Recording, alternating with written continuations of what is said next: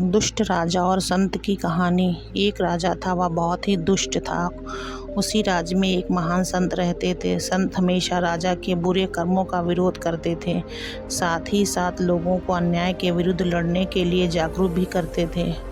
लोग हमेशा उनकी बातों को बहुत ही ध्यान से सुनते थे और उनकी बातों को मानते भी थे। धीरे धीरे उन संत की बातें सुनने के लिए बहुत दूर दूर से लोग आने लगे। यह बात उस दुष्ट राजा को भी पता चली।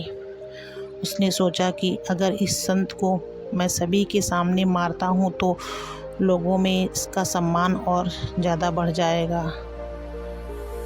इससे इस तरह मारा जाए कि किसी को भी पता नहीं चले। राजा ने संत को गुपचुप तरीके से मारने के लिए कुछ सैनिकों को नियुक्त किया।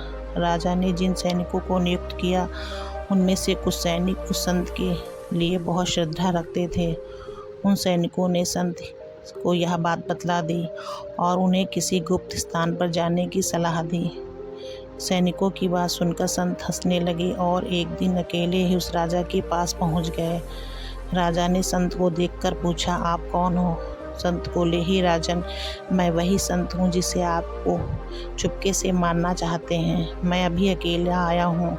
आप चाहें तो मुझे मार सकते हैं, परंतु मैं हमेशा गलत बात के विरुद्ध आवाज़ उठाता रहूँगा।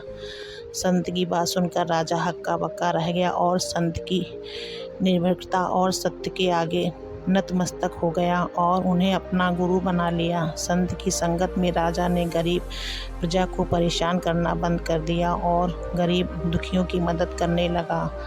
अब उस राजा के राज्य में कोई दुखी नहीं था। इस कहानी से हमें यह शिक्षा मिलती है कि अच्छे व्यक्ति की संगत में बुरा व्यक्ति भी अच्छा बन जाता है। अगर आपको हमारी वीडियो अच्छी लगी तो वीडियो को लाइक, चैनल को भी सब्सक्राइब करें।